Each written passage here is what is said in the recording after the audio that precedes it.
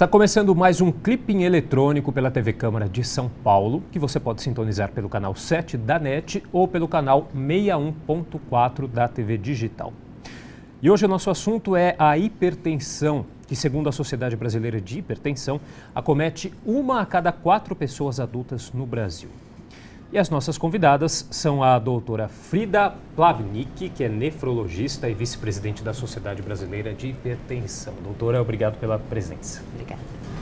Também a doutora Mirela Yunis, cardiologista, que atende pacientes da ONG Horas da Vida. Olá, doutora, tudo bem? Olá, Felipe. Obrigado pela participação. E também compondo aqui a nossa mesa, a doutora Mônica Inês Elias Jorge, que é nutricionista do Departamento de Nutrição da Faculdade de Saúde Pública da USP. Obrigado pela presença. Obrigada a você.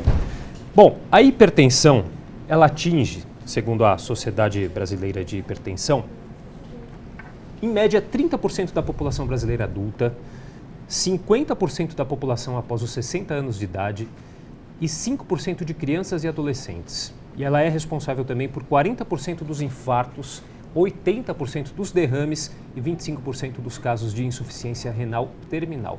Ou seja, as consequências da hipertensão são graves e muito amplas. Mas antes de a gente falar das consequências, vamos tentar entender um pouquinho o que é a hipertensão. Então, o que acontece? A gente chama de pressão alta quando o coração ele bombeia o sangue para irrigar os órgãos, para oxigenar os órgãos à distância. Uhum. Quando o coração tem que fazer mais força para empurrar esse sangue, ou, em geral, que é a marca da hipertensão, as artérias oferecem uma resistência maior para a passagem desse sangue, é o que a gente chama de pressão alta, ou seja, a força que o coração faz para passar esse sangue para frente é maior do que em condições normais, em pessoas que não têm pressão alta. De uma forma muito simplista, é isso. Do ponto de vista numérico, vamos dizer assim, de estimativa, o que acontece? Ela tem o impacto da pressão alta é porque ela é o principal fator de risco não modificável, quer dizer, a gente pode interferir nela e essa condição voltar para a normalidade de forma a prevenir as complicações, né? Então, o ponto é uma condição modificável que tem que ser diagnosticada e tratada de acordo. E o diagnóstico é uma questão um pouco complicada, né? Porque é conhecida como uma doença silenciosa, né? Exatamente. A hipertensão normalmente é assintomática.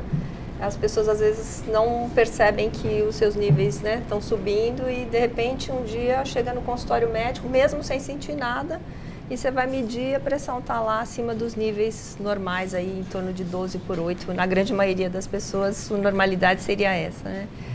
E aí a pessoa fica até assustada, porque não sabe que está com pressão alta, porque ela realmente não sente nada, né? E aí você precisa começar a investigar um pouquinho para saber qual é a origem dessa pressão alta. Quer dizer, a pressão considerada ideal é 12/8. O tolerável... Existe uma faixa que nós chamamos de limítrofe, que fica entre o 12/8 e o 14/9, que é o corte para a pressão alta. E esse corte de 14/9 não tem ele é um corte que a gente entende que a qualidade de vida, o número de anos de vida, ele começa a diminuir a partir desses valores e é por isso que é esse corte, né? A partir de 14 ou 9, isso é importante dizer, quer dizer, nós temos duas pressões, a pressão máxima, que a gente chama de sistólica, e a mínima, que é a diastólica. Quando a pressão máxima é maior ou igual a 140, ou 14, ou a diastólica maior ou igual a 90 ou 9, nós chamamos de pressão alta. E essa faixa intermediária é chamada de limítrofe, que fica até o abaixo, o 89 e o 139. Uhum. Doutora Mônica, você é nutricionista. A gente sabe que a questão de hábitos saudáveis tem uma relação direta também com a hipertensão.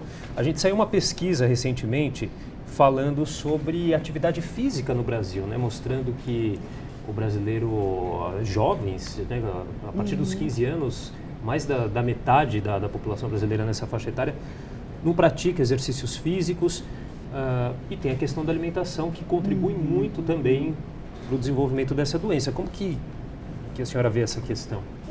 Eu acho que, né, até pegando um pouco essa fala da questão dos valores limítrofes, aí existe ainda uma faixa de hipertensão, que é essa limítrofe, que a gente às vezes consegue, como a doutora Frida disse, ela é contornável. Então, às vezes, com uma orientação alimentar, com uma mudança, às vezes nem tão radical nos hábitos alimentares das pessoas, elas conseguem regredir um pouco e voltar para uma faixa de maior normalidade dessa pressão arterial. Então, a questão da alimentação é importante em alguns momentos, porque ela pode até evitar que o indivíduo entre com uma necessidade de uma medicação mais importante, enfim, para o controle. Às vezes é possível, com a alimentação, você controlar alguns valores de pressão arterial que ainda estão numa certa faixa possível de serem... Especialmente, me desculpe, especialmente em relação à ingestão de sal de cozinha, do sódio, né? A gente sabe que a população brasileira ingere 12 gramas de sódio por dia, quando recomendados são 5. Então, imagine que está todo mundo comendo 2 vezes a 2 vezes e meia a quantidade que é recomendada. Se você reduzir isso, e isso, eu costumo dizer, é um hábito que vem desde bebezinho, né? Se você consegue diminuir o paladar, adequar o paladar a uma quantidade menor, e como nutricionista ela vai falar com muito mais propriedade do que eu, você vai reduzir o risco dessa criança que vai se tornar obesa pelas proporções que a gente tem hoje, desenvolver hipertensão se houver um histórico familiar de hipertensão na família. Eu queria só chamar a atenção para um detalhe. Essa hipertensão que a gente fala e que se faz campanha, né? A campanha acabou agora dia 17, que foi o Dia Mundial de Hipertensão, é uma forma de hipertensão que não tem uma causa específica e que acomete 95% das pessoas que têm pressão alta. Existem outras formas que têm uma causa específica.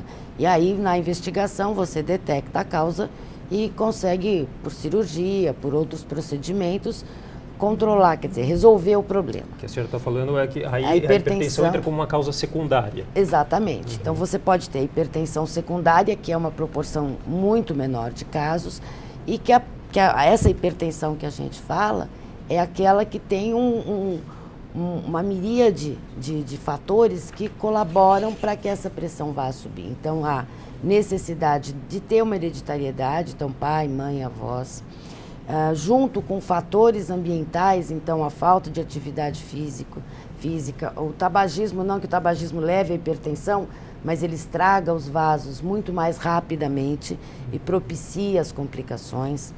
A ingestão inadequada de sódio, gorduras, a própria obesidade, quer dizer, você tem uma combinação de fatores nefastos aí, que para uma pessoa que tem essa predisposição, vai acabar desenvolvendo antes, ou num grau mais severo até do que os próprios pais desenvolveram. Doutora Mirela, tem órgãos-alvos também dessa doença da hipertensão, né? Sim. Coração é um deles, o cérebro, os rins, né? E os pequenos vasos também, né? Retina, lá no fundo do olho. Então, muitas vezes até o próprio oftalmologista, ao olhar o fundo do olho da pessoa, ele consegue ver que aquela hipertensão está sendo lesiva em órgãos que, se olha por fora, a pessoa não tem nada, né? Então, é uma das maneiras também de se avaliar o prognóstico dessa pressão alta. Mas, com certeza, coração, rins e cérebro são os órgãos que, pelos números que você citou no início da entrevista, aqui são os órgãos que são mais acometidos, né? E a questão da hipertensão está diretamente relacionado com a cardiologia, ou seja, o coração é aí um órgão... Sim, porque o cardiologista acaba avaliando clinicamente o paciente, né? Muitas vezes ele só vai chegar no nefro quando ele já tem algum comprometimento da função renal mais grave, né? E aí, então, o grande clínico é que vai fazer esse diagnóstico, acompanhamento e vai, né, orientar esse paciente de acordo com o que houver de necessidade, por exemplo, de um nefrologista para fazer um acompanhamento da função renal, eventualmente se houve o paciente já sofreu um AVC, né, um acidente vascular cerebral, o derrame, precisa fazer um acompanhamento com o neurologista. E não esquecendo nunca, né, que mudança de hábitos alimentares é fundamental. É a coisa mais difícil de a gente conseguir com os pacientes, porque é o que a Frida falou. Às vezes vem aquele hábito desde pequenininho, você mudar a cabeça do adulto é bem complicado. Então, quanto antes, né, as crianças tiverem esse paladar modificado para sal, para açúcar, para gordura, né, para todas essas junk foods aí da vida, melhor para ele na idade adulta. E eu não sei se a gente caminha nesse sentido, né, doutora? Porque o que a gente vê aí, o número de crianças e adolescentes com hipertensão subindo, né? A gente vê as crianças mais sedentárias. Como que a senhora vê no dia a dia essa questão? É um desafio muito grande. Eu acho que para todos nós, para todo mundo que trabalha na área da saúde, eu acho que para o sistema de saúde do país, enfim, é um grande desafio. E de fato é isso, quer dizer, as complicações todas que advêm, né, da obesidade, da hipertensão são muito complicadas, os problemas cardiovasculares. Então, trabalhar com essa prevenção é muito importante. Então, a gente acredita muito nisso, quer dizer, trabalhar bons hábitos alimentares durante a infância é fundamental para que as pessoas tenham uma saúde razoável na fase adulta, né, na velhice, no envelhecimento e tal. E aí eu acredito muito nisso, quer dizer, a alimentação difícil, escolar, né, é fundamental nesse momento, né? Se trabalhar com a alimentação que as crianças recebem na escola é muito importante. Eu acho que isso é um fator uma fundamental. Recomendação recente do American Heart é que você estimule muito a atividade física, né? Por quê? Porque estimulando a atividade física, e assim, esse é um documento recente, que você faça 20 a 30 minutos de caminhada, se você é totalmente sedentário, isso vai melhorar, vai ajudar a perder peso, vai ajudar a controlar a pressão, vai ajudar a controlar colesterol, né? Estresse. Então, assim, a atividade física, que teoricamente seria mais fácil de incorporar, porque você não precisa fazer meia hora todo dia, você pode fazer em parcelas, né? 10 minutos de manhã, 10 à tarde, 10 à noite. Quer dizer, é tudo muito mais flexível, vamos dizer assim. Você otimiza a qualidade de vida e corrige algumas alterações que você possa ter ao longo do tempo, é claro, mas de uma forma prazerosa, né? Então, isso é uma recomendação muito mais enfática nos últimos documentos do American Heart, justamente para diminuir as doenças cardiovasculares. E assim... E aí o movimento, quer dizer, as cidades, né, precisam se adequar, precisam favorecer um pouco isso. Então, existem alguns trabalhos, até lá na Faculdade de Saúde Pública, que falam muito de cidades saudáveis. As cidades precisam oferecer aos seus cidadãos possibilidades de desenvolver atividade física. Que seja fácil caminhar pelo bairro, né, que as coisas consigam que as calçadas sejam boas. E eu acho que assim, e isso também eles reforçam muito, que não é só para o jovem, não é só para o adulto jovem, mas principalmente para o idoso. Por quê? Porque no caso da hipertensão, acima dos 65 anos, você tem uma prevalência elevadíssima, né? Então, se o idoso tiver possibilidade de, numa cidade correta do ponto de vista de infraestrutura, puder desenvolver essa atividade física, ele vai ter outros benefícios, inclusive, né? Quer dizer, dependendo da hora, cuidar um pouquinho, tomar um solzinho para não fazer osteoporose, entendeu? Então, isso é uma atividade simples que tem benefícios extremos, né? Diferente disso, você vai ter a recomendação de modificação de estilo de vida, que é o que a gente fala. Então, é a dieta, é o não fumar, o ter uma atividade normal, mas se manter no peso. Mas, inevitavelmente, você vai acabar entrando com medicação. Por quê? Porque só essas medidas primeiro, a adesão vai ser cada vez menor, tem um monte de estudo mostrando isso, as pessoas com o tempo vão largando, né, a dieta, o exercício e tal, e você acaba usando cada vez mais medicações para controlar a pressão, justamente para prevenir os eventos cardiovasculares. Doutora Mirella, essa pressão ideal, que né, a gente fala de 12/8, ela vale para todas as idades? Não, a gente sabe que no idoso acaba sendo um pouquinho mais flexível por conta mesmo, né, do envelhecimento dos vasos, mas a gente sempre procura mantê-la mais próximo da normalidade. Nem sempre a gente consegue, às vezes é bem difícil, principalmente porque no idoso você tem um aumento da pressão máxima, que às vezes é mais difícil da gente controlar, né? A Frida acho que pode falar bastante sobre isso. É mais difícil da gente controlar, às vezes, do que até a mínima.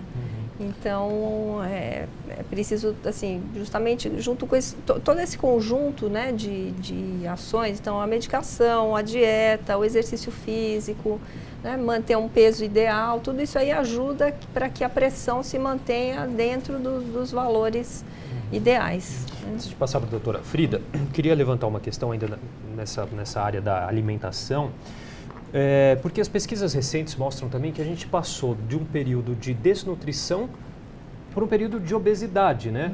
Ali, não houve ali um meio termo, parece que mostra que não basta ter o alimento, né? Mas essa questão da importância da alimentação saudável.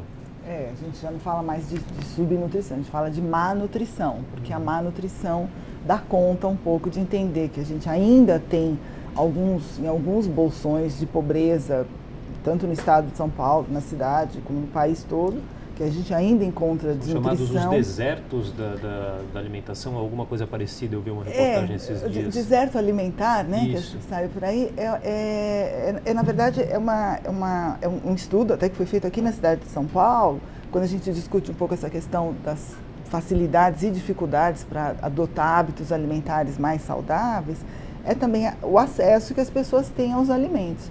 Então, existem regiões da cidade de São Paulo, que esse estudo mostrou, é que você tem muito pouco acesso a equipamentos do tipo feiras, sacolões, onde é possível comprar frutas, verduras, legumes. Então, você não tem isso muito fácil perto das pessoas. Então, falar para as pessoas que elas têm que comer muito isso, mas elas não têm um acesso fácil, elas têm que se deslocar muito para poder ir no mercado, no sacolão, dificulta mais ainda.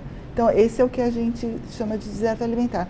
Mas a gente tem mesmo ainda, eu acredito que isso é muito forte aqui em São Paulo, no país, por exemplo, nas populações indígenas, que a gente ainda tem crianças subnutridas. Isso é um problema sério que a gente não consegue administrar muito bem.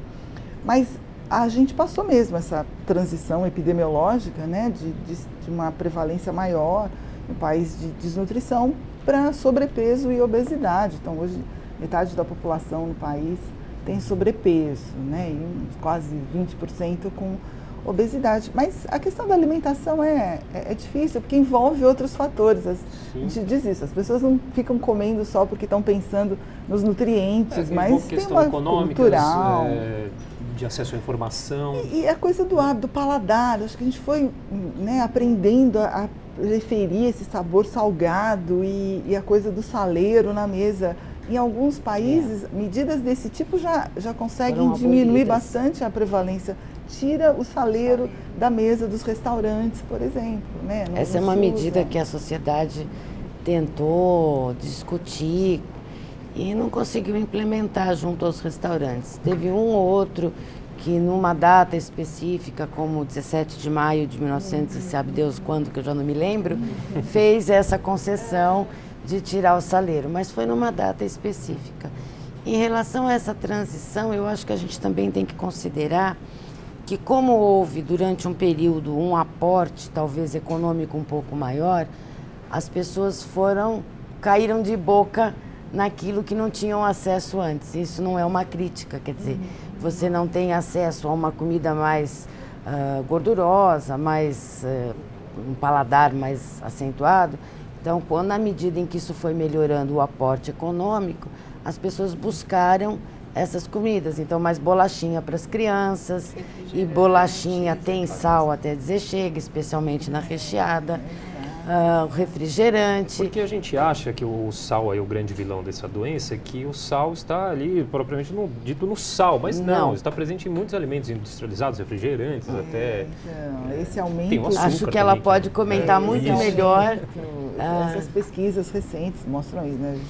A gente passou a consumir muito alimento industrializado e aí tem um acréscimo de sal, não só como ingrediente, né? O sal como ingrediente, mas o sal também como uma substância que participa de vários aditivos alimentares. Então, por isso que a gente sempre orienta as pessoas a olharem muito o rótulo desses alimentos. Só um comentário, eu gostaria que ela continuasse falando sobre isso, mas o que é importante lembrar à população é que o sódio, o sal, ele é o melhor conservante, né? Então, historicamente, você tem o sal que curtia a carne, que curtia tudo, não tinha geladeira, para que aquela comida tivesse uma longevidade um pouco maior. Então, quando a gente fala em sal, lembrar os embutidos, os enlatados, os congelados, eles vão ter um aporte maior justamente para preservar essa qualidade, né, do alimento que está sendo comprado. E esse tipo de informação nem sempre é claro para as pessoas, né? Parece que não, parece que a bolacha da criança é doce, mas na composição, para manter aquela textura, né, aquele prazo de validade, precisa do sal, precisa de um composto que tem sódio para dar essa longevidade maior ao produto. E doutora Mônica, é isso que eu ia perguntar. As pessoas ficam atentas a essas questões de verificar o rótulo? É uma discussão, né? Eu acho que nos últimos tempos, sim. Acho que a informação... Está crescendo essa consciência. Sem dúvida. Acho que o Ministério da Saúde, a Anvisa, ficam lá elaborando... Não é tão simples de entender, né? Entender, exato. Então, assim, a gente tem um movimento, não, as pessoas precisam ler o rótulo, tudo bem, mas e o que nós vamos entender a partir de ler esse rótulo, essa informação nutricional?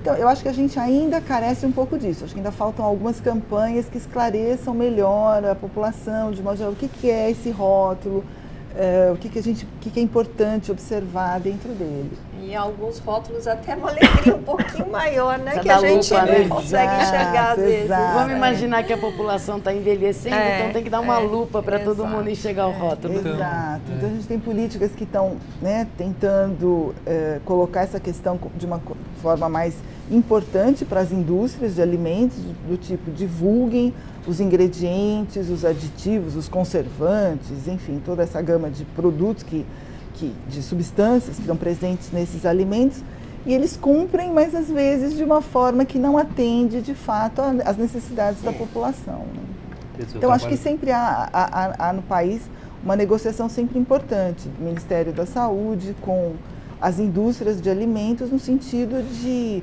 fazerem essa divulgação de uma forma melhor e também de, na medida do possível, diminuindo e reduzindo a quantidade de substâncias, o próprio sal, o açúcar, enfim, a gente dos fala muito alimentos do sal, mas tem outros vilões também para essa questão da hipertensão?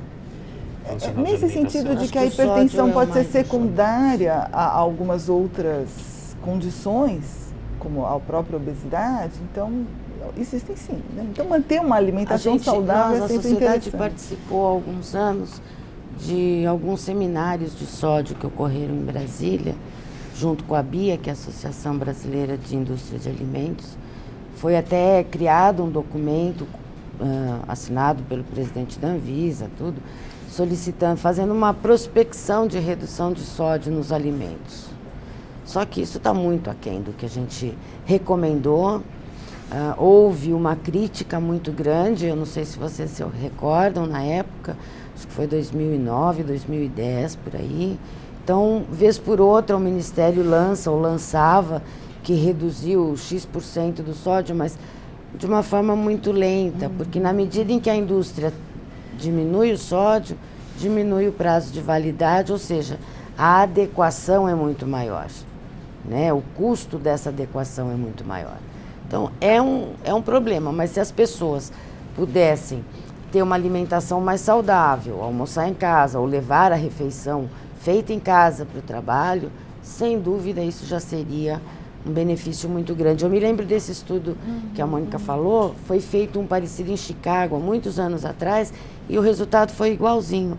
Nas regiões mais periféricas de Chicago, aonde havia muito mais fast food de oferta, a prevalência de hipertensão era muito maior.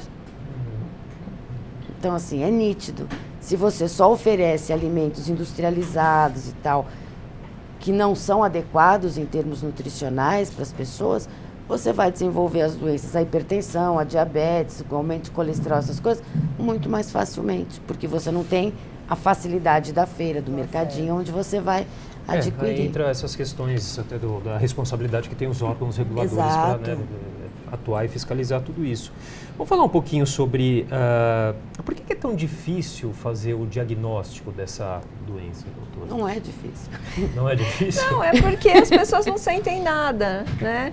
E às vezes as pessoas, por não sentirem nada, não vão ao médico, né? Não medem de vez em quando a pressão. E aí vai passando. Ela é uma doença assintomática, até que chegue num nível em que houve alguma lesão do que a gente chama de órgão-alvo, né? Coração, cérebro, rim, ou eventualmente ela tem uma... Dá sintoma quando ocorre, às vezes, um aumento brusco da pressão. Aí a pessoa pode sentir, né, mal-estar, dor de cabeça, dor no peito, tontura, né, a famosa dor na nuca, mas... Aí já é quando está em um estágio às vezes, avançado? Não, às vezes é quando tem justamente essas... Ela tem lá os seus, vamos supor, 15/10, que já está fora, mas de repente, por qualquer motivo, foi lá para 18/12. Aí ela pode, às vezes, sentir algum mal-estar neste momento. Mas aí ela geralmente vai no pronto-socorro, né? No pronto-socorro as pessoas não têm um histórico também, o médico vai atender aquele momento, vai fazer a pressão baixar naquele momento, vai recomendar que vá ao médico. Só que se a pessoa melhora, muitas vezes nem prescreve. Eu tenho um mantra que eu costumo repetir para explicar por que não se faz diagnóstico. Porque pressão alta não dói, não coça, não dá febre e não fica vermelho. Então, se você não tiver nenhuma dessas condições, você não vai procurar médico. E aí, então, entra a importância do trabalho de prevenção. Exatamente. Como que deve ser feita essa prevenção? Então, a recomendação é Ou que... essa assim, verificação, talvez seja a palavra. recomendação das sociedades, de um modo geral, é que pelo menos uma vez ao ano você faça essa medida de pressão. Vá ao médico, no exame admissional, no exame periódico, no exame demissional, né, que se faça essa medida. Se porventura esse valor tiver acima de 14/9, então dali 2 semanas, um mês, vamos dizer, faça novamente essa medida para ver se realmente confirma essa elevação e aí começar o tratamento. Quer dizer, tem que... Uma vez por ano não vai ser tão custoso para as pessoas, entendeu? E aí, se houver alguma alteração, bom, aí está indicado você fazer o acompanhamento. Tem que se aferir mais de uma vez, até porque pode ser um caso atípico, um dia que a pessoa não esteja bem, Exatamente. passou por um Por exemplo, estresse. nós fizemos a campanha de hipertensão esse ano, começou no dia 26 de abril, que é o Dia Nacional de Combate e Prevenção à Hipertensão. Foi no Conjunto Nacional. E, em alinhamento com a Sociedade Internacional e com a Liga Mundial de Hipertensão, nós fizemos o evento no mês de maio, porque aí maio passou a ser o mês da hipertensão.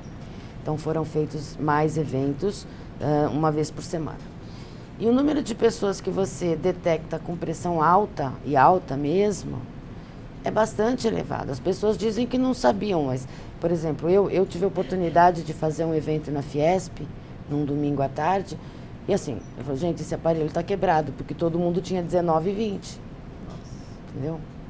E esse é um valor elevado, tudo bem, é uma condição atípica, você está passeando, mas é um alerta. Vá ao seu médico, converse com o seu médico, se você tiver um convênio, tiver um médico de família. Esse programa de saúde da família, ele auxilia em muito, porque as pessoas vão até a casa, né, podem aferir, podem reorientar. Então, assim, existem mecanismos? Existem, eles têm que ser usados. E bem usados para quê? Para que daqui a 1 ano, 15 anos, você não tenha uma pessoa que sofreu um derrame, um infarto, que está inviabilizado de trabalhar e que o custo social e familiar dessa pessoa vai ser imenso. Até porque é uma doença crônica que não tem cura. É uma doença crônica não transmissível que tem controle, mas não tem cura. Então, assim, prevenção é fundamental. É a cartilha que a gente bate sempre. Tem que medir, tem que ter orientação, seja no posto, dizer, porque o serviço público é ruim, mas se você fizer o controle adequado, você vai precisar menos consulta, você vai internar menos porque a pressão subiu. Para você ter uma ideia, embora, do ponto de vista de cenário brasileiro ao longo dos últimos anos, a AVC tenha diminuído um pouco, doença coronariana tenha diminuído um pouco, internação por doença hipertensiva aumentou em 15% quase. Quer dizer, interna porque a pressão subiu. Isso não é para internar. Isso você controla na unidade básica de saúde. Há também essa Entendeu? confusão Agora, entre o entendimento. Então, assim, se você interna 15% da população porque a pressão subiu, você está tirando 15% de vaga de quem realmente precisa. É esse o entendimento que tem que ser feito. Porque pressão você controla com o clínico geral, com o cardiologista, com o nefrologista, né? Com o geriatra. Quem mede pressão, todo médico tem que medir pressão. O pediatra tem que medir pressão, desde os 3 anos de idade. Então, essas informações, elas são fundamentais, porque a hora que todo mundo tiver essa informação na cabeça, você vai ter uma qualidade de vida melhor da população e vaga para consulta, para internação, para quem precisa, não para quem foi subtratado. Vamos falar um pouquinho do tratamento, como que é esse tratamento? Ele é medicamentoso? A pessoa, a partir do momento que é diagnosticada com a doença, ela consegue ter uma vida normal, fora a necessidade do medicamento? Com há certeza. restrições? Então, assim, o tratamento, ele tem 2 focos. Um que é o não farmacológico, o não medicamentoso, que a gente chama, e que aí todo mundo tem que fazer, né, o mantra do dieta, caminhada, Sim, etc. que vale etc, para quase tudo na vida. Né?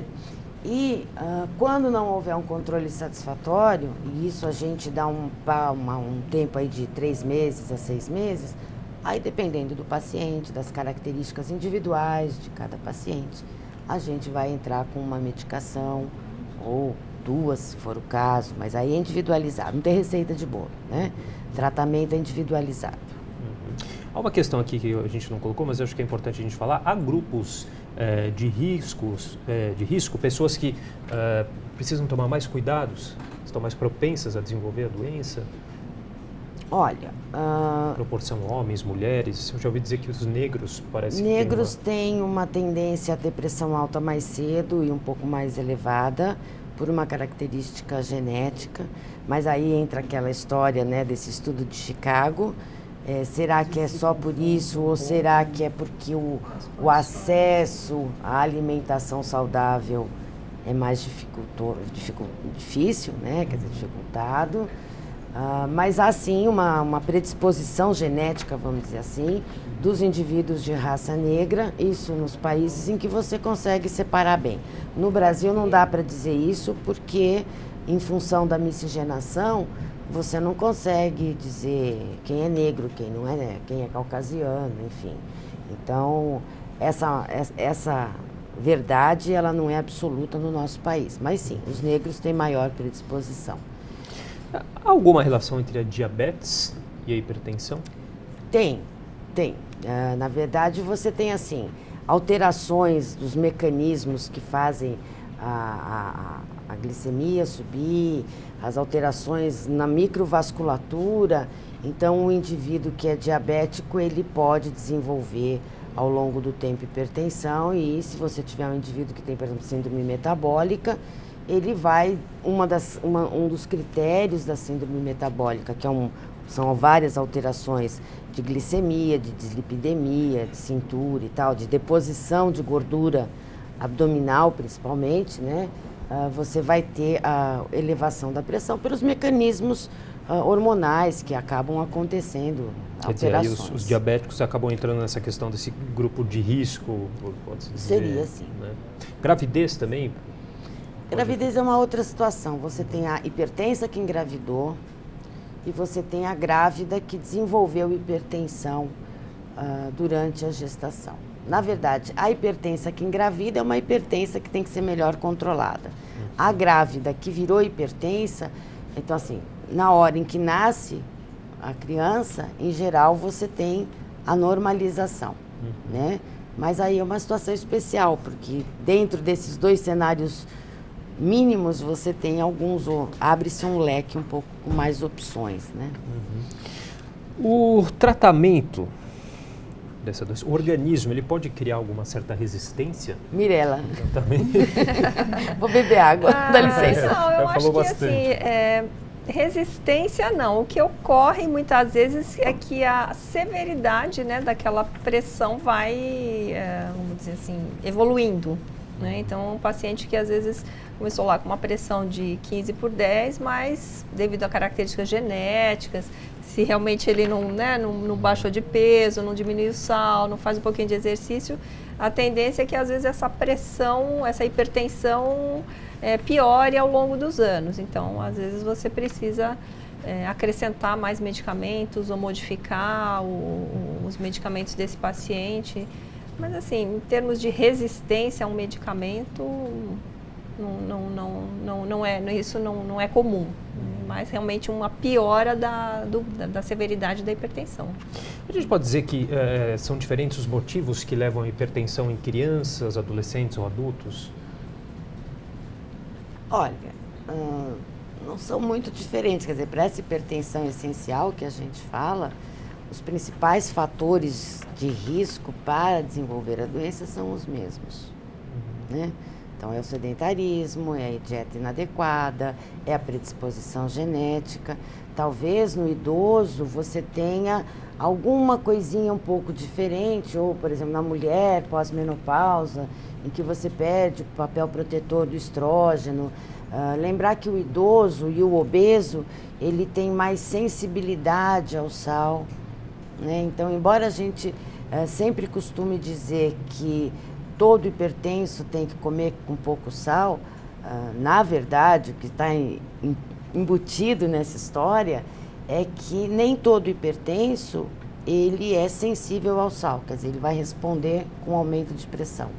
Mas a gente não tem como definir quem é sensível e quem é resistente, né? Então, quem é o resistente? É aquele que pode comer um monte de sal e não vai acontecer nada com a pressão. O sensível vai comer uma graminha a mais e a pressão vai lá para cima, tá? Então, assim, por isso que a gente tem essa orientação. O idoso, a mulher, o idoso, o obeso, ele passa a ser mais sensível ao sal. Então, talvez por isso até que a gente tenha que aumentar mais a medicação. Tem uma resistência à medicação, né? A partir de que idade que a pessoa tem que começar a fazer aferir a 3 anos de idade. Aos 3 anos de idade.